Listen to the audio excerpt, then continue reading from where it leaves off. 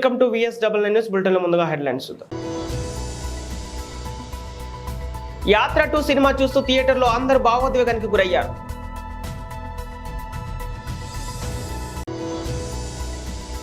శ్రీ పవన్ కళ్యాణ్ గారి ప్రసంగం క్రియాశీలక సభ్యులు కుటుంబాలకు బీమా చెక్కులు పంపిణీ కార్యక్రమం.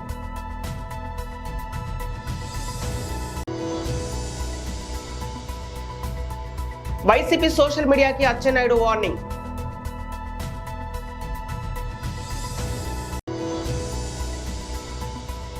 జనగామ అసెంబ్లీ నియోజకవర్గ బీఆర్ఎస్ పార్టీ కార్యకర్తల సమావేశం. యాత్ర 2 సినిమా చూస్తూ థియేటర్లో అందరూ భావోద్వేగానికి గురయ్యారు.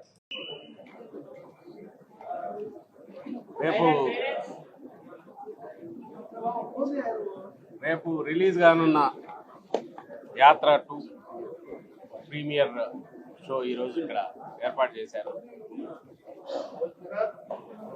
వైఎస్ఆర్ కాంగ్రెస్ పార్టీ ఎమ్మెల్యేలు, ఎమ్మెల్సీలు, నాయకులు, అలాగే మీడియా మిత్రులు కూడా చూసినట్టున్నారు.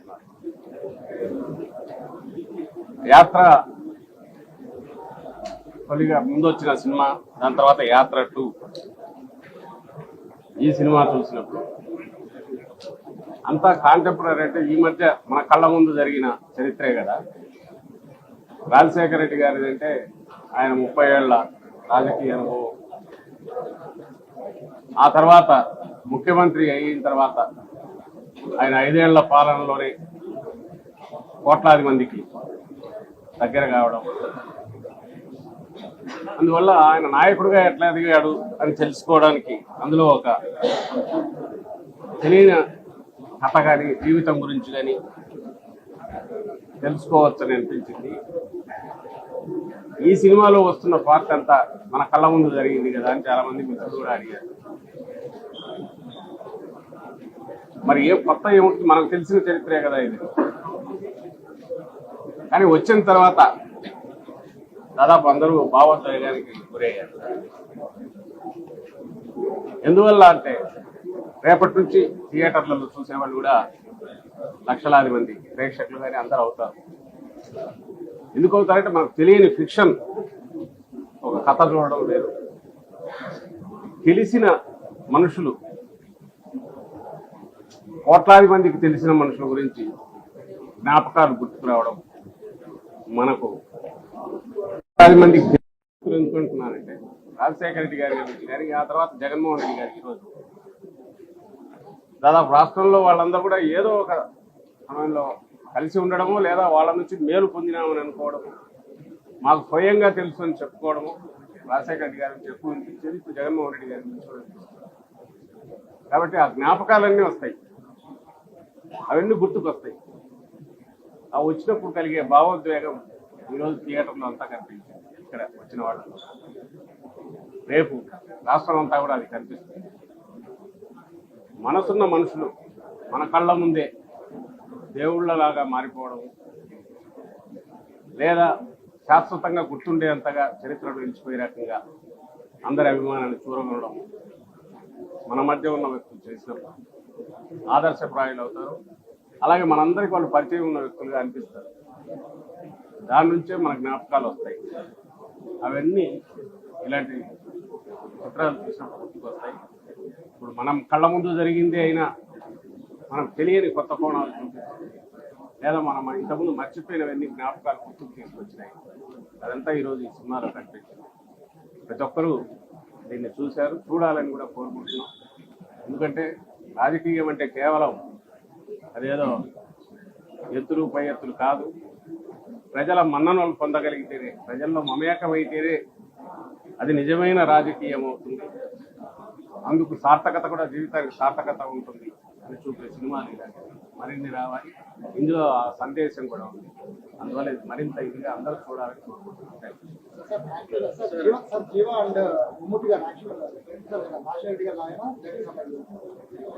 అవన్నీ చూసి మీరు చెప్పాలి, మీరు కూడా చూశారు కదా, మాట్లాడండి. శ్రీ పవన్ కళ్యాణ్ గారి ప్రసంగం క్రియాశీలక సభ్యుల కుటుంబాలకు బీమా చెక్కుల పంపిణీ కార్యక్రమం. చాలా ప్రత్యేక పరిస్థితుల్లో మన జనసేన కుటుంబ సభ్యులను కోల్పోయిన నా కుటుంబ సభ్యులందరికీ మనస్ఫూర్తిగా నా సంతాపాలు తెలియజేస్తూ ఉన్నాను. ఈ ప్రతిసారి చెక్స్ ఇచ్చినప్పుడు నా గుండె బరువెక్కిపోయి ఉంటుంది. ఒక భావోద్వేగానికి, ఒక బాధకి లోనవుతాను నేను. అంటే ప్రాణం ఎప్పుడు పోద్దో తెలియదు మనకి. మన ఎవరం కూడా కలకాలం జీవించే వాళ్ళం కాదు. కానీ సాధ్యమైనంత నిండు నూరేళ్ళు బతకాలని ఆశీర్వదిస్తాం, కోరుకుంటాం.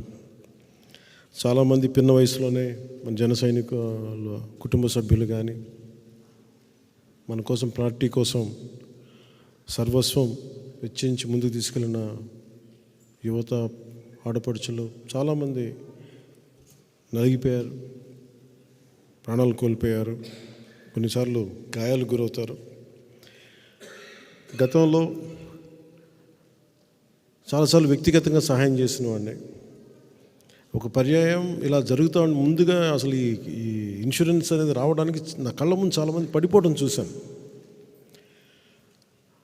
వాళ్ళని చాలాసార్లు రక్షించి హాస్పిటల్ పంపించి డబ్బులు పే చేస్తున్నా కానీ నేను ప్రతిసారి అందరినీ ఆప్ చేయలేకపోతున్నాం. మన వాళ్ళందరికీ ఏం చేయాలంటే మనోహర్ గారు ప్రత్యేకంగా ఇన్సూరెన్స్ పథకాన్ని తీసుకొద్దాం, కొంచెం అండగా ఉంటుంది. జన సైనికులందరూ కూడా, వీర మహిళలు కానీ, మన జనసేన కుటుంబానికి వచ్చిన ప్రతి ఒక్కరు కూడా, పార్టీ కోసం పనిచేస్తున్న క్రియాశీల కార్యకర్తలందరూ కూడా. వైసీపీ సోషల్ మీడియాకు అచ్చెన్నాయుడు వార్నింగ్. రాష్ట్రంలో ఉన్నటువంటి 5 కోట్ల మంది ప్రజానీకానికి దేవాలయం ఏమిటంటే రాష్ట్ర శాసనసభ. ప్రజాస్వామ్య వ్యవస్థలో శాసనసభకి అత్యంత ప్రాధాన్యత కలుగుతుంది. శాసనసభలో తీసుకున్నటువంటి ప్రతి నిర్ణయం ప్రజానీకానికి చేరువ చేసి వారి మంచికి ఉపయోగించే సభ శాసనసభ. స్వాతంత్రం వచ్చిన తర్వాత, ఆంధ్రప్రదేశ్ రాష్ట్రం ఏర్పడిన తర్వాత శాసనసభని సొంత పార్టీ కార్యాలయంగా మార్చుకొని రాష్ట్ర ప్రజానీకానికి, రాష్ట్రానికి ఉపయోగపడినటువంటి చట్టాలు చేయవలసినటువంటి శాసనసభ 5 సంవత్సరాలు వైసీపీ ప్రభుత్వం, జగన్మోహన్ రెడ్డి తీసుకొచ్చినటువంటి ప్రతి చట్టం ఈ రాష్ట్ర వినాశనాన్ని గురించి తీసుకొచ్చారు తప్ప ఈ 5 సంవత్సరాల్లో తీసుకొచ్చినటువంటి ఏ చట్టం కూడా ఈ రాష్ట్రానికి ఉపయోగపడలేదని చెప్పి తెలియచేస్తున్నాను. ప్రజాస్వామ్య వ్యవస్థలో ప్రభుత్వం ఎంత అవసరమో ప్రతిపక్షం కూడా అంత అవసరం. ప్రభుత్వ వాదన ప్రభుత్వం చెప్తుంది. ప్రజల సమస్యలు శాసనసభలో ప్రతిపక్షం లేవనెత్తితే తప్పులుంటే సరిచేసుకొని ప్రభుత్వం ముందుకెళ్ళడానికి ఈ వ్యవస్థ పనిచేస్తుంది. కానీ 5 సంవత్సరాలు శాసనసభలో ప్రతిపక్షం యొక్క గొంతుని చేసినటువంటి ప్రభుత్వం జగన్మోహన్ రెడ్డి ప్రభుత్వం అని చెప్పి ఈ సందర్భంగా తెలియజేస్తున్నాను. ఈరోజు 4వ రోజు మేము సొంత కార్యక్రమాలు చేయడం లేదు, సొంత ఎజెండా మాకేం లేదు. ఈ రాష్ట్రంలో 5 కోట్ల మంది ప్రజలు వివిధ రకాల సమస్యలతో బాధపడి ఇబ్బంది పడుతుంటే రోజుకొక ఇష్యూని తీసుకొచ్చి ప్రభుత్వం దృష్టిలో పెట్టి చర్చించాలని చెప్పి ప్రయత్నం చేసినా మాకు కనీసం అవకాశం ఇవ్వకుండా ప్రతిరోజు దారుణాతి దారుణంగా సస్పెండ్ చేయడం ఇది ప్రజాస్వామ్యానికే మంచిది కాదని చెప్పి తెలియచేస్తున్నాను. ఈరోజు కూడా ప్రధానమైనటువంటి అంశాలు, సగభాగం ఉన్నటువంటి యువత, సగభాగం ఉన్నటువంటి మహిళలు అనేకమైనటువంటి సమస్యలతో ఇబ్బంది పడుతున్నారు. అదేవిధంగా ఈ ప్రభుత్వం ఏర్పడక ముందు, ఈ ప్రభుత్వం ఏర్పడిన తర్వాత యువతకి అనేక హామీలు ఇచ్చారు. జాబ్ క్యాలెండర్ ఎవ్రీ ఇయర్ ఫస్ట్కి ఇచ్చి జాబులన్నీ కూడా ఫిలప్ చేస్తా ఉన్నారు. చంద్రబాబు నాయుడు గారు అబద్ధాలు చెప్తున్నారు. 27,000 ఉపాధ్యాయ ఉద్యోగాలు ఖాళీగా ఉన్నాయి. మేము అధికారంలోకి వస్తే మెగా డిఎస్సి చేస్తానని చెప్పి 5 సంవత్సరాలు గాఢ నిద్రలోకి వెళ్ళి ఈరోజు వెంటిలేటర్ మీద ఉన్నటువంటి ప్రభుత్వం 6,000 ఉద్యోగాలకి నోటిఫికేషన్ చేసి యువతకి మోసం చేసిన విషయం, మహిళలపై దాడులు, అణగారిన వర్గాలు, హరిజన గిరిజన బడుగు బలహీన వర్గాల మీద ఈ ప్రభుత్వం చేస్తున్నటువంటి దమన కాండని ఈరోజు శాసనసభలో వాయిదా తీర్మానం రూపంలో ఇచ్చి మేము చర్చించాలని చెప్పి పట్టుబడతాం. తరువాత ఒక నిర్ణయం తీసుకున్నాం.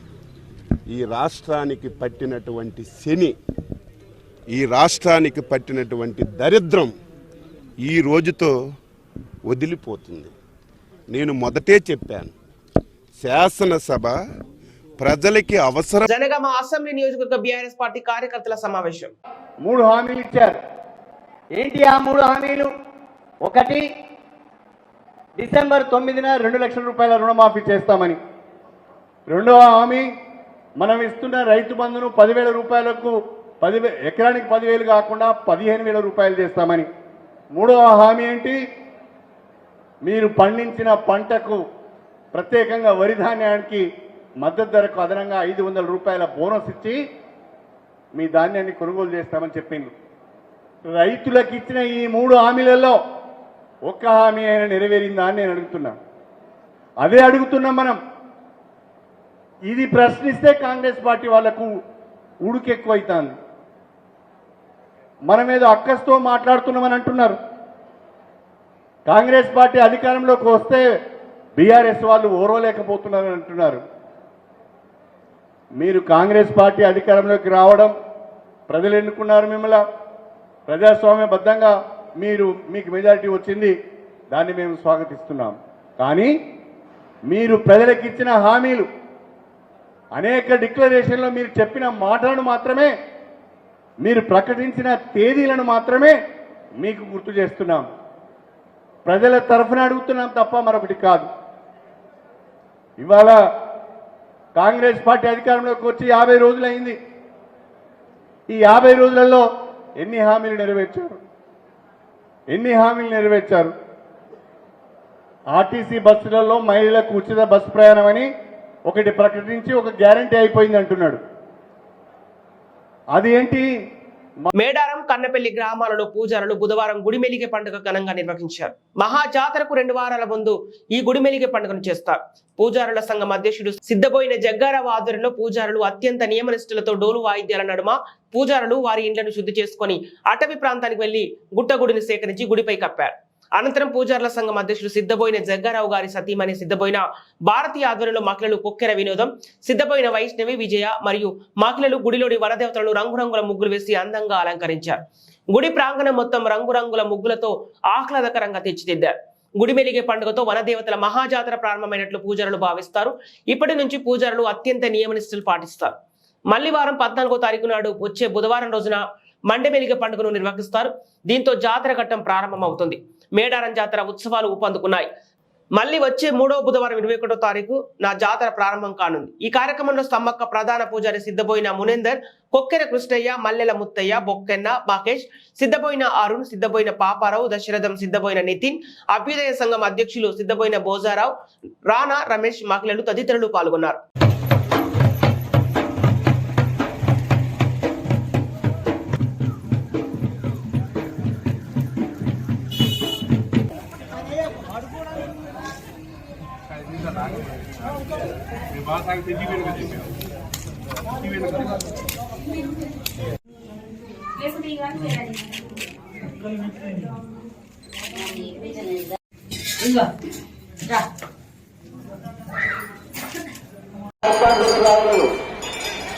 నల్లమాత మాధవ్ గారు మైపాండ్రు గ్రామాలను మీకోసం సిద్ధగారు వేసేస్తున్నారు.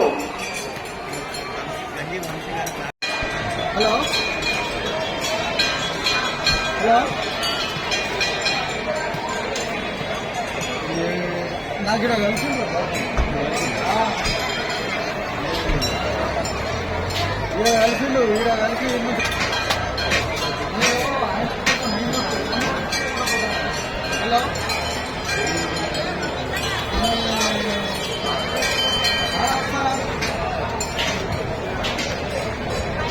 అల్లూరు సీతారామరాజు జిల్లా దేవీపట్నం మండలం ఇందుకూరుపేట గ్రామంలో ఎలక్షన్ జరిగి 5 ఇయర్స్ పూర్తి కావాల్సి వస్తున్న డ్రైనేజీలు మాత్రం అలాగే ఉన్నాయి.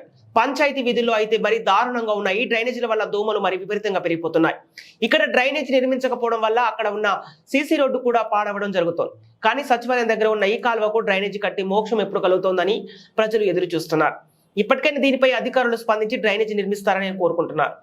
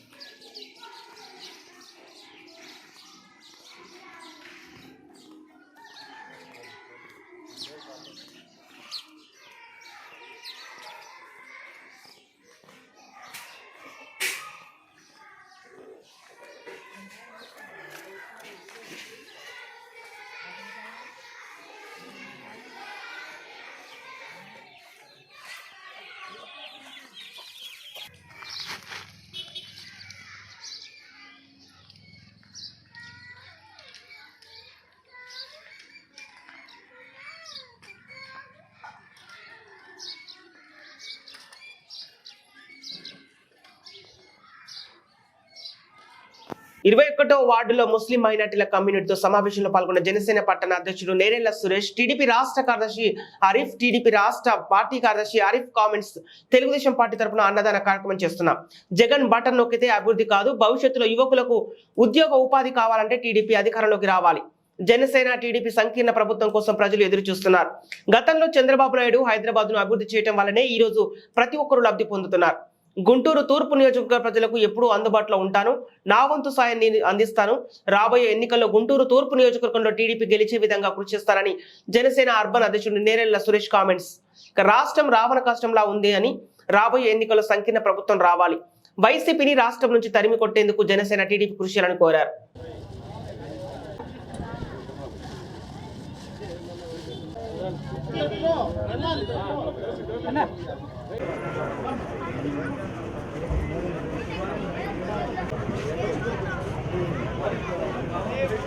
జగన్ ప్రభుత్వంలో చాలా స్కీమ్లు అవి పెట్టారు కదా, వాళ్ళు ఏం బెనిఫిట్ ఏం లేదు.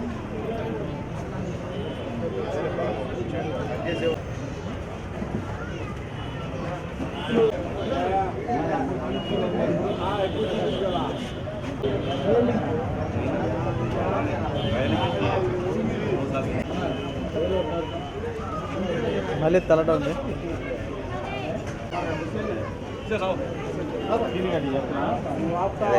బాబు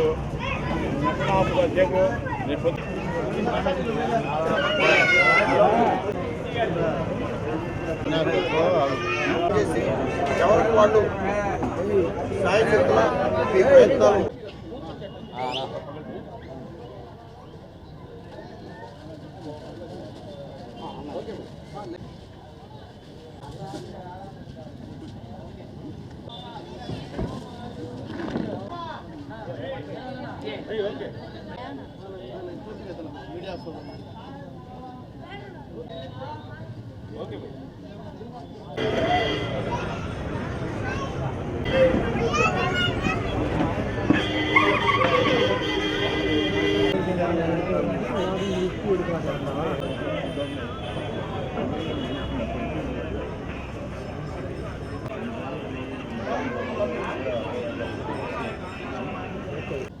మీడియా మిత్రులందరికీ నమస్కారములు.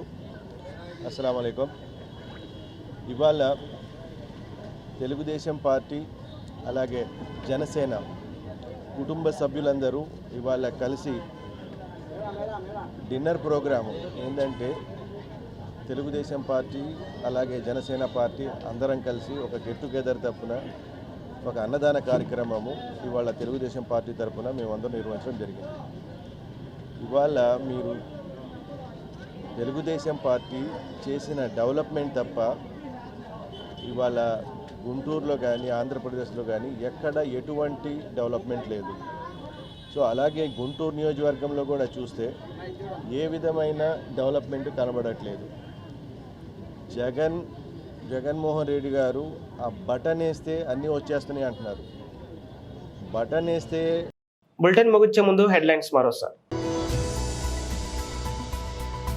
యాత్ర 2 సినిమా చూస్తూ థియేటర్లో అందరూ భావోద్వేగానికి గురయ్యారు.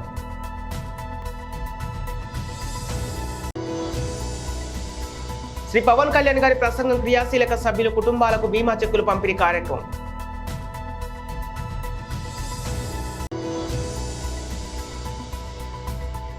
వైసీపీ సోషల్ మీడియాకి అచ్చెన్నాయుడు వార్నింగ్.